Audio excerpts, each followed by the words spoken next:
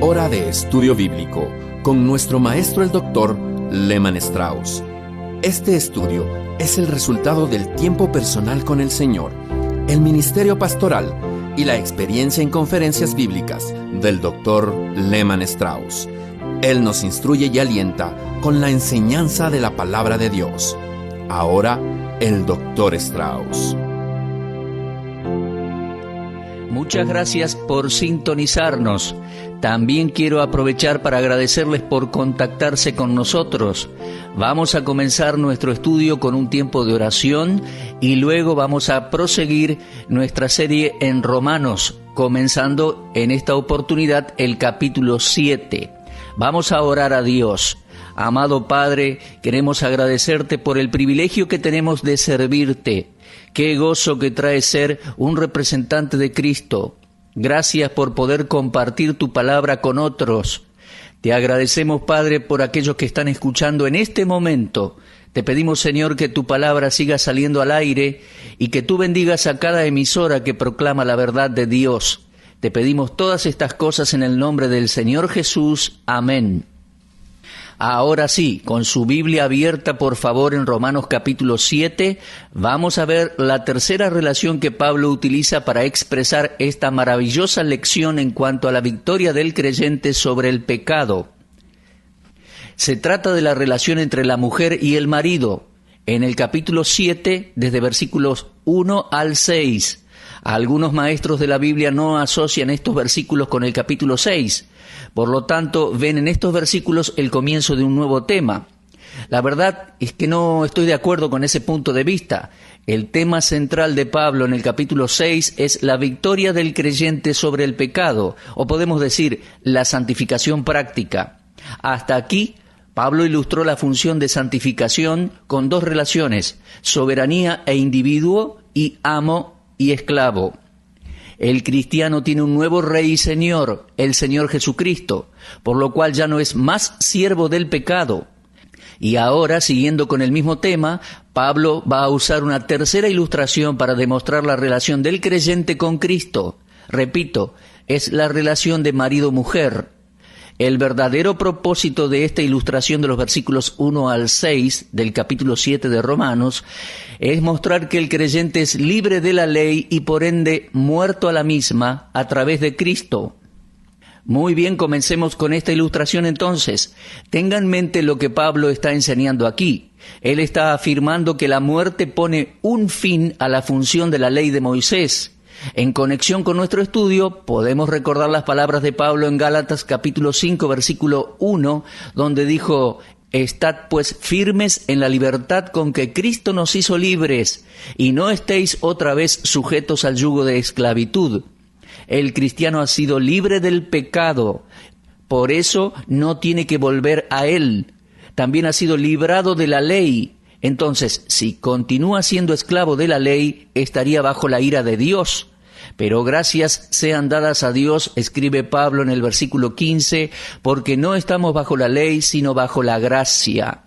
Ahora, en el capítulo 7 de Romanos, versículo 1, leemos: «¿Acaso ignoráis, hermanos, pues hablo con los que conocen la ley, que la ley se enseñorea del hombre entre tanto que éste vive?» Esta es la tercera vez que el apóstol Pablo hace la pregunta, ¿acaso ignoráis? Estas dos palabras son la traducción de una palabra griega que es la raíz de la palabra agnóstico. Dios no quiere que su pueblo ignore ciertas verdades. Por eso nos ha dado su palabra y espera que nosotros la estudiemos y la sepamos. ¿Acaso ignoráis que la antigua unión con la ley es imposible por nuestra nueva unión con Cristo? Aquí Pablo habla en cuanto a la relación del cristiano con la ley. La muerte pone un límite a las demandas de la ley. Uno es librado de la ley a través de la muerte o al llegar a la muerte. Al no ver la realidad que no estaban más bajo la ley, estaban probando que no entendían la ley. El apóstol estaba confirmando aquí lo que había dicho en el capítulo anterior. El creyente murió al pecado. Ahora, nosotros sabemos que la ley produce ira, tal como lo dice Romanos 4:15, y que la ley da a conocer el pecado, como lo dice Romanos 7:7. Por ende, estar muerto al pecado significa que estamos muertos a la ley. No somos más esclavos de la ley, ya que la ley es dada al hombre para regular la vida presente. Hemos muerto a la ley por el cuerpo de Cristo. Ahora Pablo utiliza la relación del matrimonio para ilustrar este concepto. Permítame enfatizar que esta ilustración fue escogida por Dios y es tan inspirada como cualquier otra porción de la Biblia. Así que vamos a estudiar esta ilustración y su interpretación. Aquí nos vamos a encontrar con un principio de la relación matrimonial, la permanencia. Mientras el marido y la mujer estén con vida, la permanencia.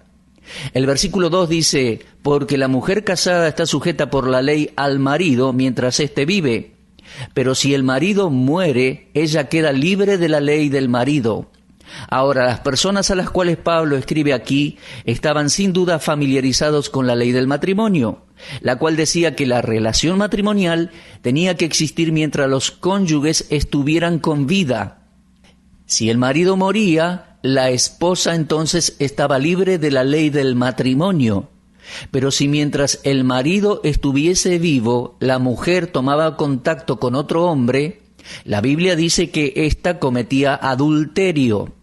Por otro lado, si el marido moría, entonces ella tenía la libertad de casarse con otro hombre sin violar la ley. ¿Se da cuenta? La ley los mantiene unidos hasta la muerte. Ponga atención al hecho de que la relación matrimonial es la más importante en la tierra y aún supera la relación de padre e hijo. El Señor Jesús dijo en Mateo 19:5, por esto el hombre dejará padre y madre y se unirá a su mujer y los dos serán una sola carne. Estas palabras de Cristo contienen la idea de permanencia en la relación matrimonial. Existe una unión en el matrimonio que nada más que la muerte puede romper. Y aún los mismos votos matrimoniales dicen hasta que la muerte nos separe. La palabra sujeta en el idioma griego significa algo atado permanentemente para que no se vuelva a soltar. Cuando la muerte llega y uno de los cónyuges sale de la escena, el que queda vivo entonces tiene la libertad de volverse a casar. Eso es lo que Romanos 7:3 enseña.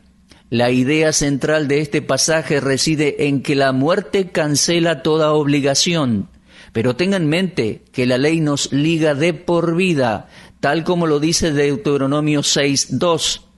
Cuando el matrimonio fue establecido en el Edén, según Génesis 2:24, la muerte no estaba en la ecuación, ya que no había muerte, no se conocía. El pecado no había entrado aún en la humanidad.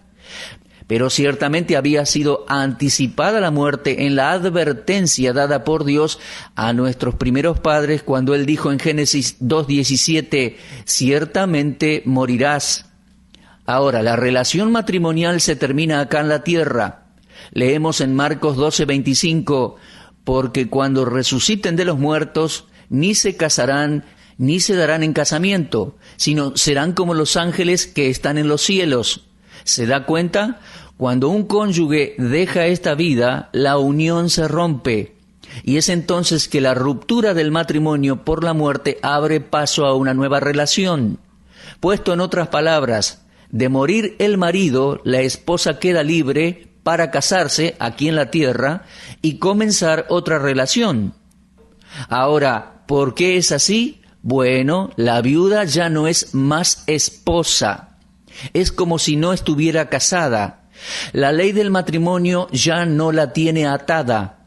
Ella está muerta a esa ley. Pero usted dirá, pero no fue ella la que murió, sino su esposo. Es verdad. Pero Dios dijo, y serán una sola carne, en Génesis 2:24. Entonces, al morir el marido, la esposa muere también a esa relación. Cuando el marido murió, la mujer dejó de existir como esposa. Dejó de ser la esposa en la realidad y para la ley también. Ella no posee más un esposo, él está muerto. Por ende, ella no está atada a su esposo. No hay más obligación. ¿Se da cuenta? La muerte cancela el contrato matrimonial. Ahora, yo no digo que la mujer murió. dije la esposa murió. Hay una diferencia. Al haber pasado a ser uno, si uno de los dos muere, ambos mueren desde la perspectiva matrimonial. El apóstol Pablo enfatizó en el capítulo 6 el hecho de que los creyentes que están unidos con Cristo están muertos. Lo leemos en versículo 2. Somos sepultados juntamente con Él, versículo 4. Fuimos plantados juntamente con Él, versículo 5. Y nuestro viejo hombre fue crucificado juntamente con Él, versículo 6. Podemos ver entonces que a causa de nuestra unión con Cristo, morimos juntamente con Él. La diferencia entre la muerte de Cristo y la de otros es el hecho de que Él resucitó de los muertos para no morir nunca más, por lo cual su muerte no terminó con la unión de sus seguidores. Y no se olvide que nosotros resucitamos con Cristo, según Colosenses 3:1. Eso significa que nuestra unión con Él es eterna. Pero en la ilustración de Pablo, el esposo no se levantó de los muertos, por lo cual la relación esposa-esposo se diluyó. El punto que el texto está enfatizando aquí es que cuando el esposo murió, la esposa murió a la ley de su marido, a la ley matrimonial. Después de ver esta ilustración en los versículos 1 al 3 de Romanos 7, vamos a ver la aplicación en los versículos 4 al 6. El Espíritu Santo ha utilizado esta ilustración para mostrar qué sucede cuando un pecador recibe a Cristo como su Salvador. El pecador muere a la ley. El versículo 4 dice: así también vosotros, hermanos míos, habéis muerto a la ley mediante el cuerpo de Cristo, para que seáis de otro, el que resucitó de los muertos, a fin de que llevemos fruto para Dios. Por la muerte de Cristo y por nuestra unión con Él, somos libres de la ley. Somos muertos a la ley y libres para vivir unidos a nuestro Señor. Pablo declara esta misma verdad en Colosenses 2, versículos 13 y 14, donde leemos: y a vosotros, estando muertos en pecados y en la incircuncisión de vuestra carne, os dio vida juntamente con Él, perdonándoos todos los pecados, anulando el acta de los decretos que había contra nosotros, que nos era contraria, quitándola de en medio y clavándola en la cruz. Cabe recordar que la mayoría de los cristianos en la época de Pablo eran convertidos del judaísmo. Esos judíos y todos los hijos de Israel estaban casados a la ley mosaica, solo hasta que Cristo murió en la cruz. Ni bien un judío o un gentil recibía a Cristo como su Salvador personal, su responsabilidad para con la ley se terminaba, ya que pasaba a estar unido a Cristo en su crucifixión y resurrección por virtud de su unidad con Cristo. Ahora, algunas personas dicen creer en Cristo, pero siguen bajo la ley. Si bien dicen ser creyentes, insisten en que la ley debe ser la regla a seguir en la vida. Pero Pablo nos recuerda que tales personas son adúlteros espirituales, ya que pretenden estar dedicados a Cristo y a la ley, cosa que no puede ser. Ahora, si usted nació de nuevo, entonces el Cristo resucitado es su nuevo marido y su nuevo amo, y la ley de su amor es su guía para esta vida. Podemos leer tanto en 2 de Corintios 1, versículo 2, como en Efesios 5, 22 y 23, que Pablo habla en cuanto a la ley divina del amor, controlando a aquellos que están en Cristo. Es verdad que estamos bajo la ley de Cristo, tal como lo dice 1 de Corintios 9, 21, y es muy claro en Gálatas 6, 2, que se trata de la ley de Cristo. Este es su nuevo mandamiento, su nueva ley de amor, según Juan 13, 34. Cristo mismo es el fin, la meta, el cumplimiento de la ley de Moisés. Lo dice Romanos 10:4.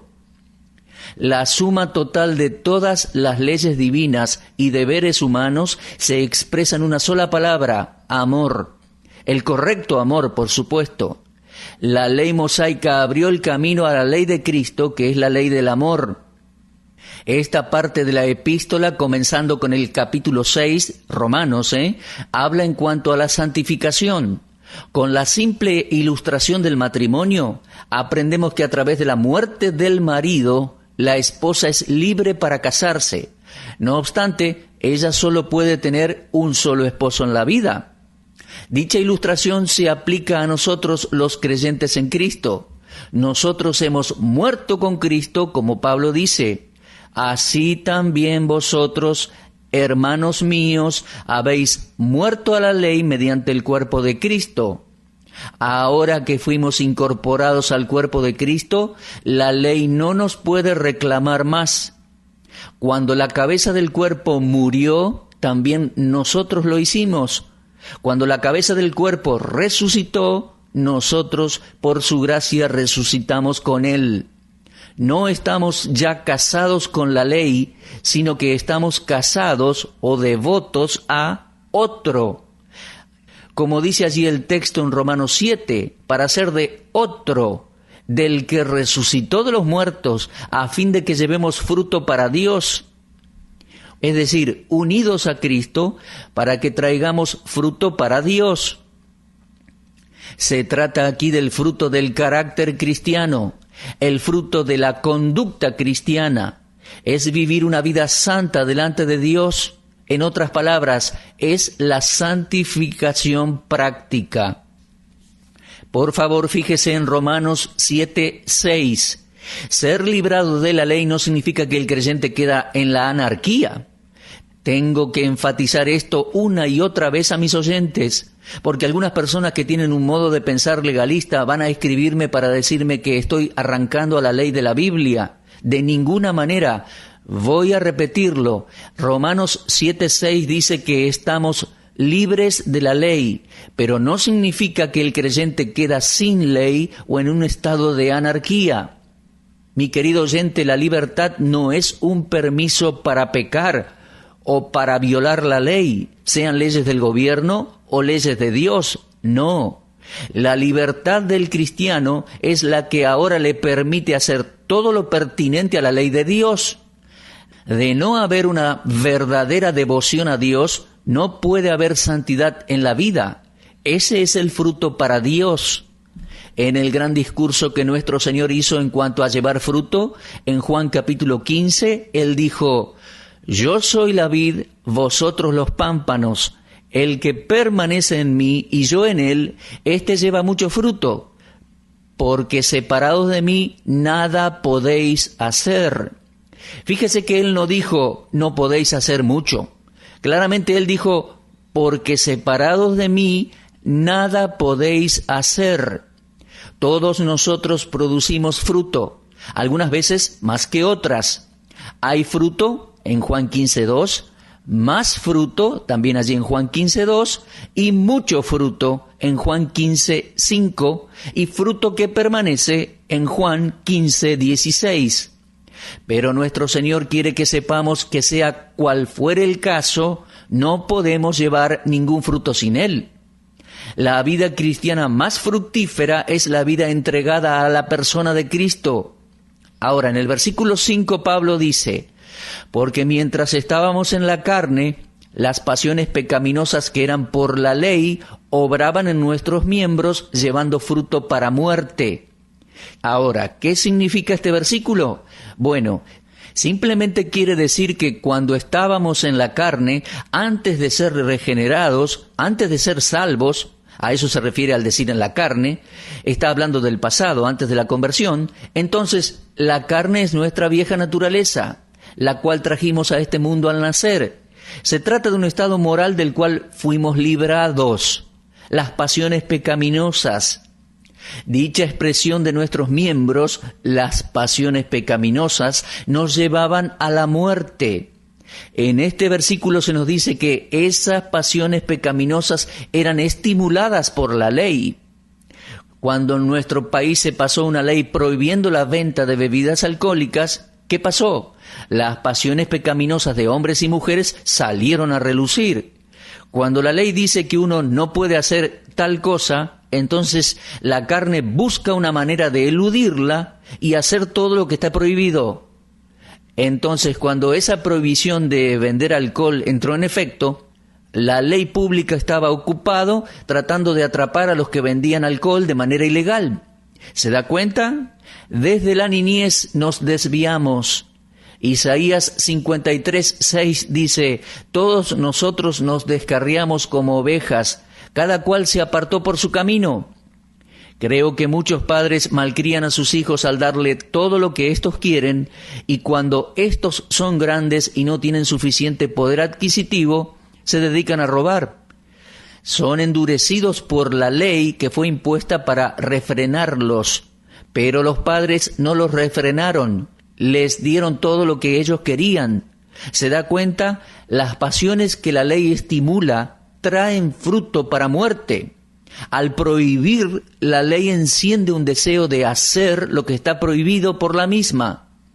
El fruto prohibido tiene cierta atracción, y Pablo nos dice que mientras estábamos en nuestro estado no regenerado, la ley despertaba nuestras pasiones pecaminosas para que llevásemos fruto para la muerte. Si usted le dice a un niño que no haga algo en particular, tenga por cierto que es eso lo que hará.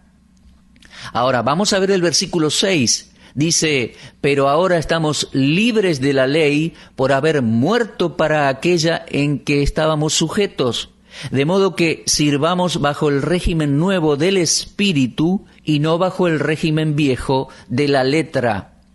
Aquí vemos el estado del individuo que ya no está más bajo la ley, sino que está en Cristo. Mis amigos, la ley no es el factor energizante en nuestra nueva vida en Cristo, sino el amor y el Espíritu Santo. El creyente es librado de la ley para que ésta no pueda traerlo a juicio. La nueva vida se vive en el Espíritu, el régimen nuevo del Espíritu, y nos referimos obviamente al Espíritu Santo.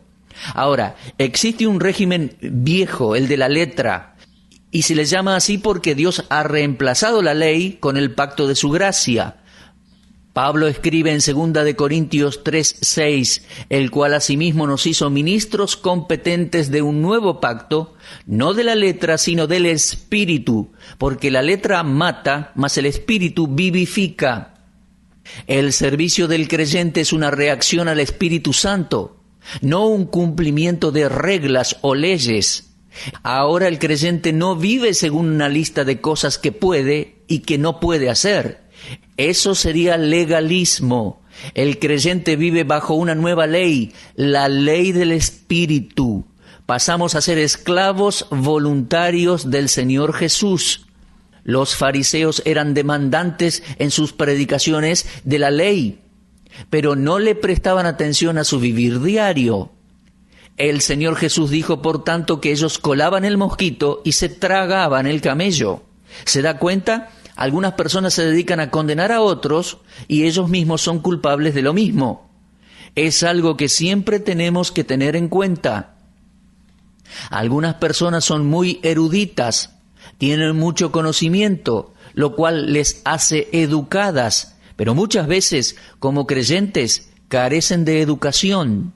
La idea de este pasaje y su simbolismo tiene que ver con la santidad. Estamos casados con otro, con Cristo, para que llevemos buen fruto para Dios. El creyente no hará ciertas cosas, no porque hay una ley en su contra, sino porque tiene una nueva vida en Cristo y en el Espíritu Santo, y va a causar eso que haga cosas mejores. Bueno, tengo que confesarles que hay algunos lugares que me gustaría ir y algunas cosas que me gustaría hacer y posiblemente no deshonre a Dios ni me perjudique espiritualmente, pero no voy ni las hago simplemente porque el Espíritu me retiene para que sea un testimonio vivo en presencia de otras personas, por ejemplo. La ley demanda, haz esto y vivirás, pero no me da ni pies ni manos. El Evangelio de la Gracia me da alas para volar. Mi amigo oyente, deje de lado todo legalismo y confíe completamente en el Señor Jesucristo como su única esperanza para ir al cielo. Y además confíe en Él y en el Espíritu Santo como única esperanza de vivir una vida victoriosa y de santificación. Crea en el Señor Jesucristo y será salvo. Muy bien, muchas gracias por sintonizarnos en el día de hoy. Que Dios les bendiga y será hasta nuestro próximo encuentro si Dios quiere. Usted estuvo escuchando Hora de Estudio Bíblico con el maestro el Dr. Lehman Strauss. Si desea escuchar una vez más este mensaje, visite nuestra página en la internet www.bbnradio.org. Le dejamos la invitación para que el día de mañana nos acompañe aquí, en este mismo horario y punto del dial. Hora de Estudio Bíblico es una producción de BBN.